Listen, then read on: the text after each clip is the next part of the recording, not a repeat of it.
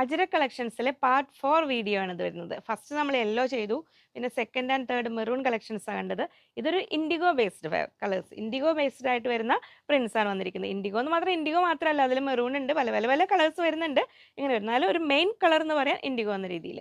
44 ഇഞ്ചാണ് വിഡ്ത്ത് വരുന്നത്. 190 rupees per metre, 190 രൂപ. മറ്റ് കളറിനേക്കാളും കൂടുതൽ ഏറ്റവും കൂടുതൽ തെറ്റിദ്ധരിക്കപ്പെടുന്ന ഒരു കളർ എന്ന് പറയാം ഇൻഡിഗോയെ വേണമെങ്കിൽ.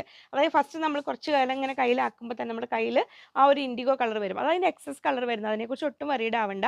അത് അങ്ങനെ കയ്യിലേക്ക് കളർ വന്നത് നമ്മൾ സ്റ്റിച്ച് ചെയ്യുന്ന മെഷീനിലേക്ക് കളർ വന്നു വിചാരിച്ചിട്ട് ആ ഒരു ഫാബ്രിക്കിനെ നമ്മൾ അതൊട്ടും ഒരു നെഗറ്റീവ് ഇതായി കാണണ്ട.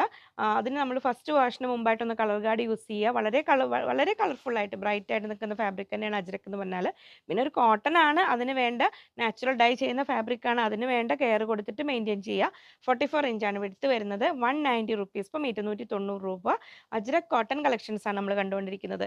അപ്പോൾ സമ്മറിലേക്ക് പോകും മുമ്പ് കോട്ടൺ കളക്ഷൻസിനൊക്കെ വേണ്ടി വെയിറ്റ് ചെയ്തിരുന്നവർ ഇതിൻ്റെ ഒരു ഫുൾ വീഡിയോ നമ്മുടെ യൂട്യൂബ് ചാനലിൽ വരുന്നുണ്ട്. ഇപ്പോൾ നമ്മൾ കണ്ട പ്രിന്റും ഈ ഒരു പ്രിന്റും ഒക്കെ ഡിഫറൻ്റ് ആണ് കേട്ടോ. കുറച്ച് വ്യത്യാസങ്ങളേ ഉള്ളൂ. അപ്പോൾ സ്ക്രീൻഷോട്ട് ക്ലിയർ ആയിട്ട് വിടുക.